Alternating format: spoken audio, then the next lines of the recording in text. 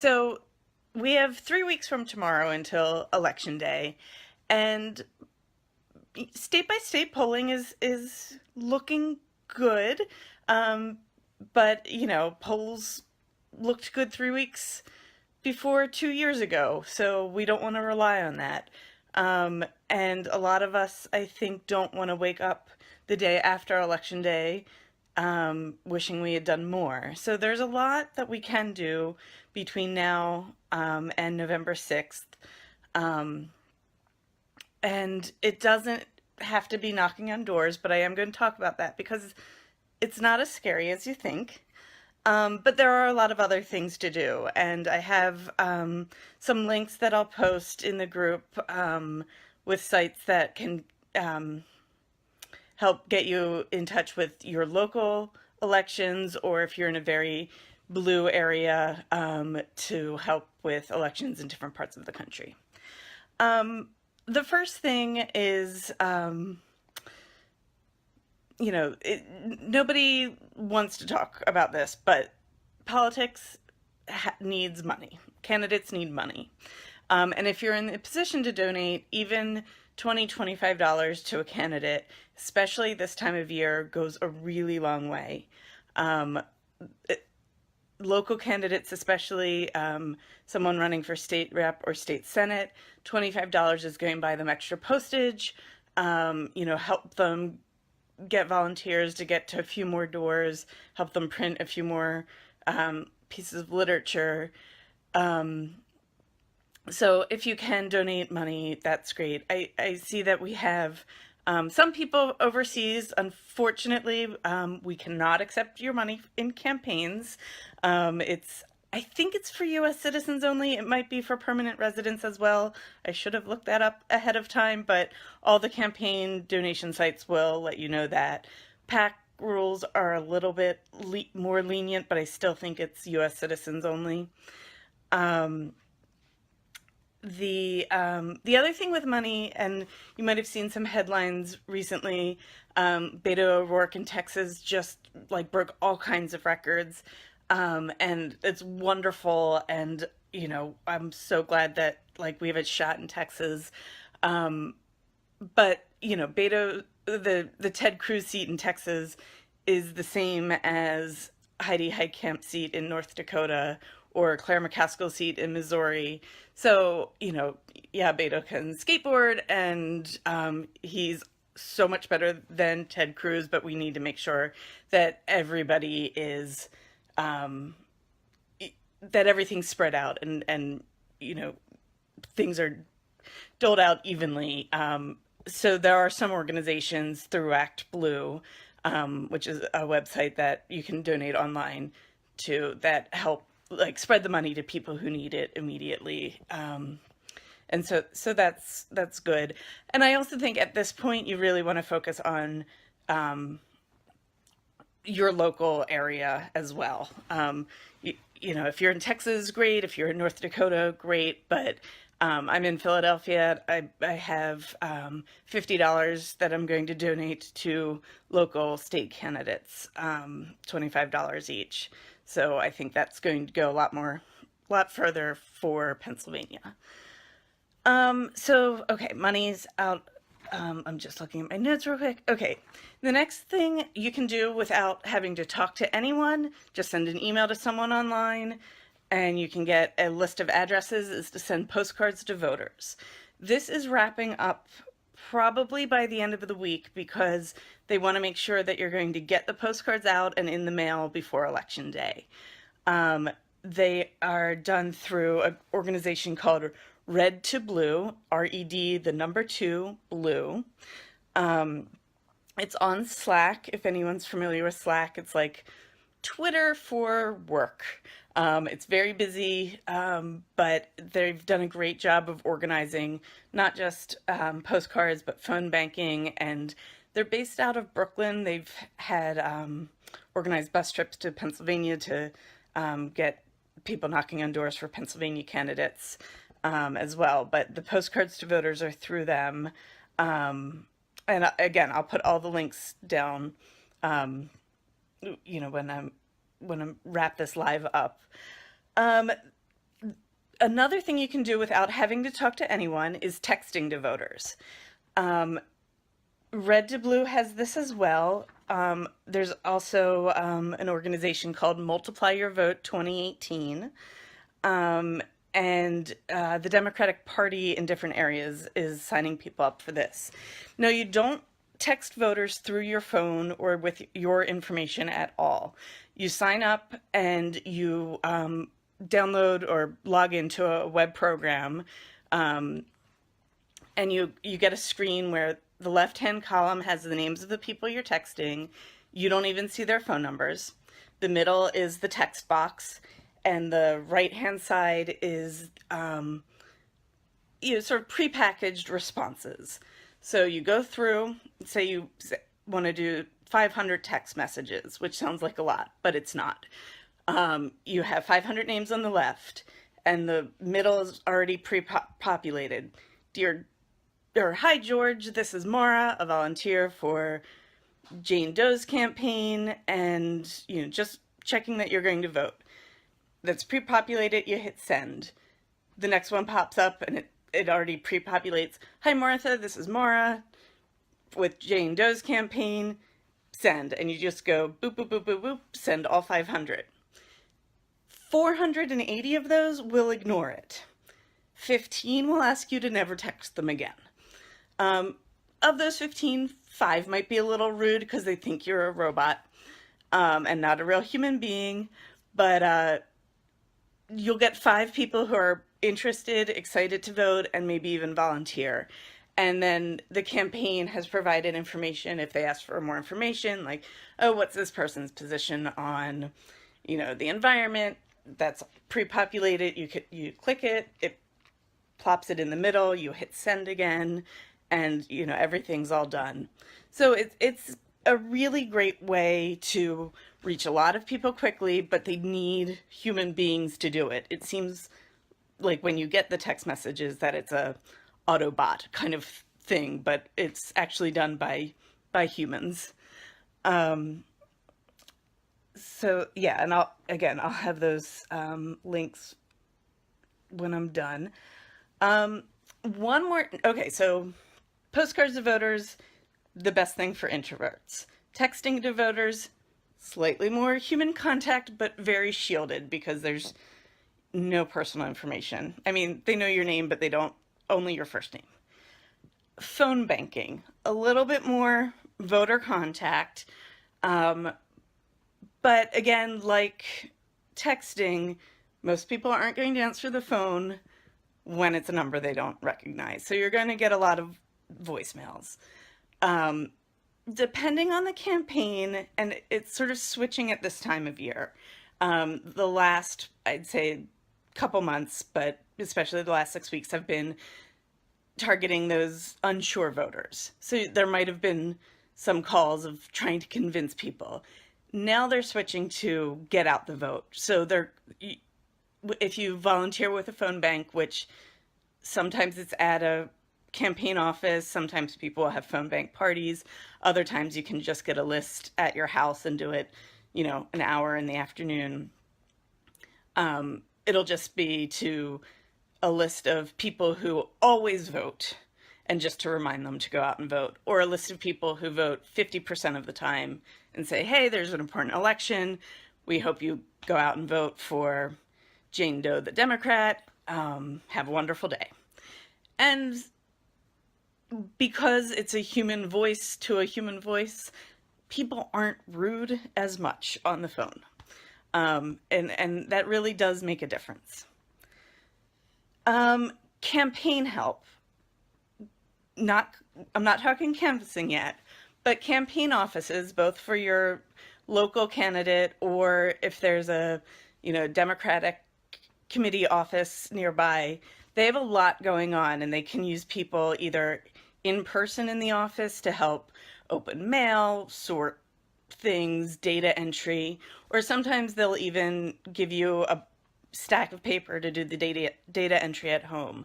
They need people to do that, and that's another really good way of helping out right now. And as especially if they let you do it at home, if you're up at if your hours don't match what a campaign offices would be open, that's a great way of being able to help out any way you can. And they always appreciate people just stopping by and saying, hey, how can I help right now? And, especially if you have a skill set where you're great with Excel files, they appreciate that very much. Okay, so canvassing. Nobody wants to knock on doors. I understand that. I don't like knocking on doors. But it's important. And similar to the phone banking, you're not going to get people who are rude to you very often. Most people aren't going to be home, and the people who are going to be home are not going to be too rude to your face. They're going to just try to get you off their front step as quickly as possible. So they're going to say yes to whatever kind of thing.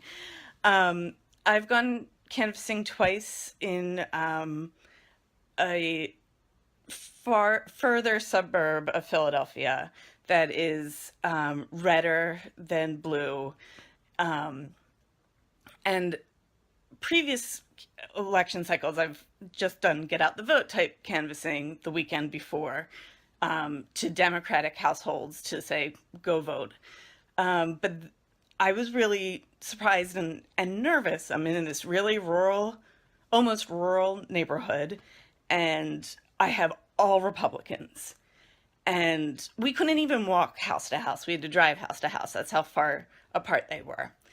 And my friend and I were like, oh my God, they're going to open the door with shotguns. They're going to hate us because we're liberal Democrats from this city. So we went 2 weekends. Only 2 people said I could never vote for a Democrat. And that was the rudest it got. Most people were very open to voting for change. I was really surprised at the conversations I had. It broke some of my stereotypes I have of people who live out there, which is good. And I thought that the personal interaction really made a difference. Canvassing is a long day. It's you're probably going to walk 3 to 5 miles. You definitely get your Fitbit steps for the day in. And it does depend on your location. 100 doors out in Chester County takes a lot longer than 100 doors in Philadelphia, which is probably just 5 or 6 blocks. But it's a great way of connecting with people, and I think it's the primary way of getting people to remember that there's an election coming up, and they see that it's important to you, and that makes them, I think, feel a little bit that this is something that it's important to pay attention to as well. You're usually not sent out by yourself. You can definitely go with a buddy that, if you have one to bring, or you'll probably be sent with someone who's also volunteering that day. And that's always helpful. And you sort of learn a script as you go and see what worked at this house and, try it again or try something different at another house. And you meet amazing dogs. I've met so many dogs. And chickens. I got chased by a chicken, and really big bugs out in Chester County, Pennsylvania. But it was some fun departure for this city girl. So canvassing is important, especially in the weekends coming up to Election Day. And then the biggest thing is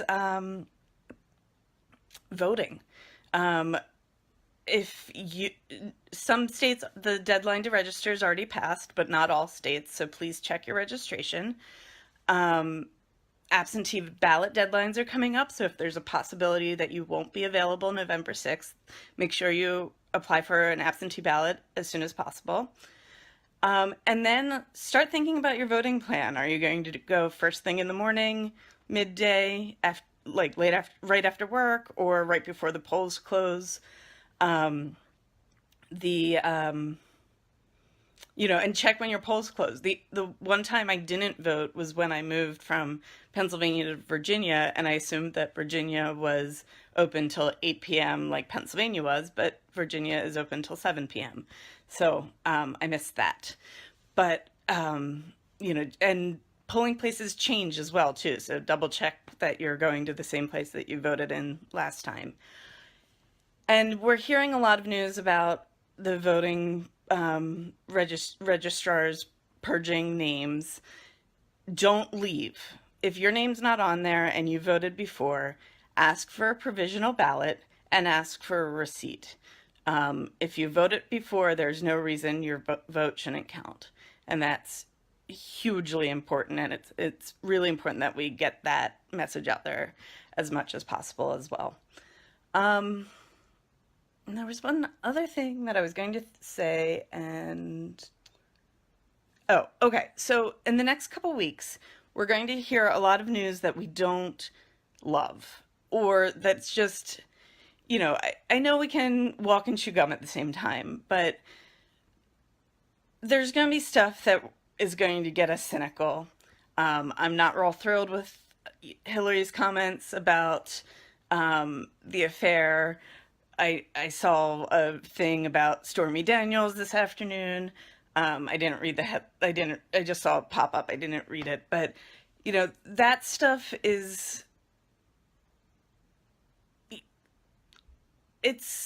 we can handle that on November like 10th. Right now, unless something comes out that the candidates like done terrible, terrible things. I don't think that we should let anything discourage us from turning out in huge numbers. This is the one chance we get before 2020, and we need to take it with, everything that we got.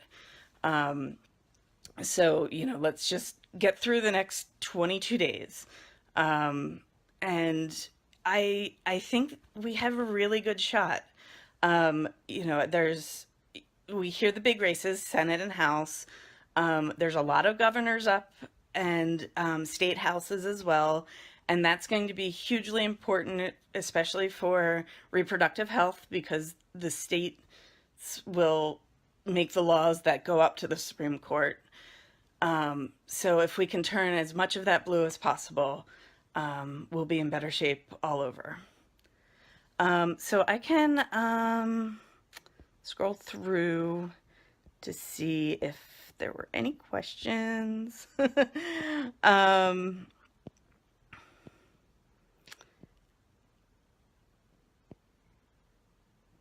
Yeah, I mean, I think with polling and stuff, I don't think it's worth paying too much attention to the polls.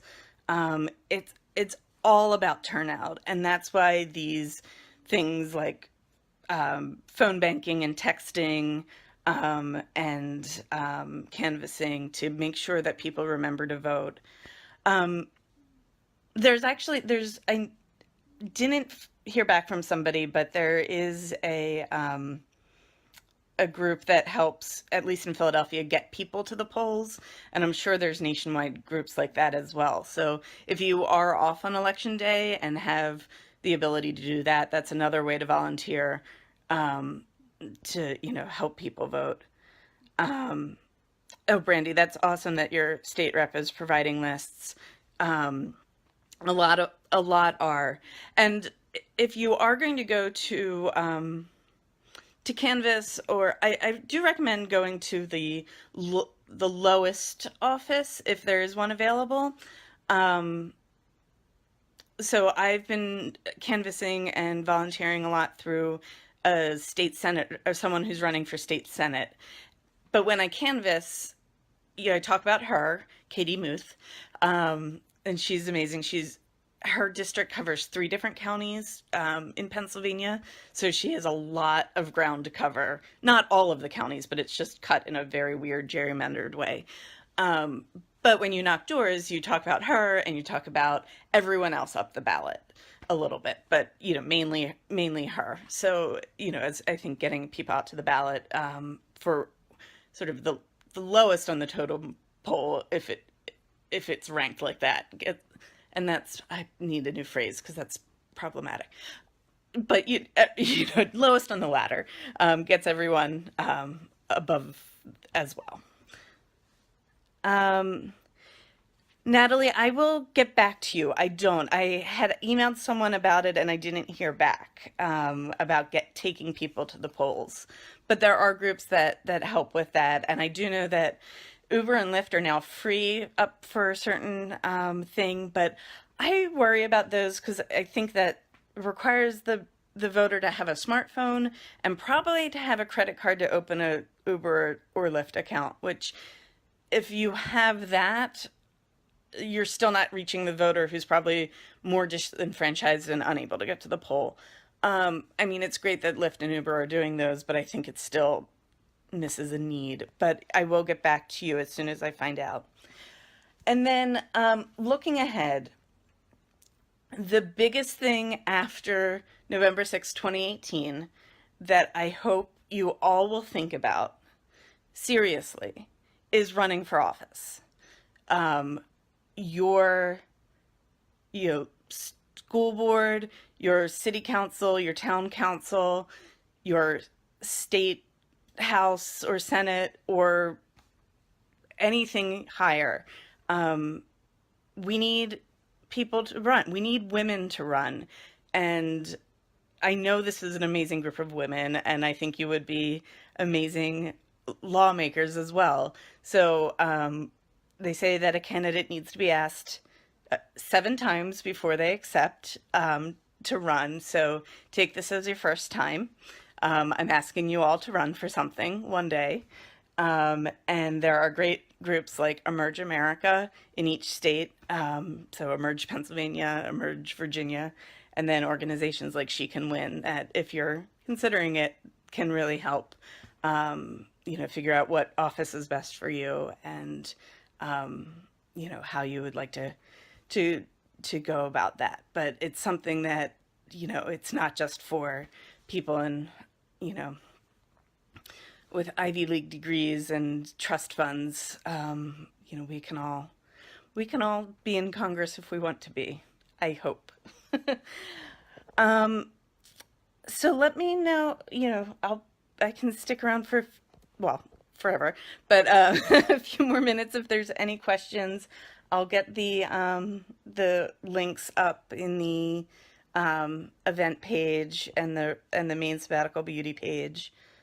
Um, but I think I really do. I feel more optimistic now than I have in a long time.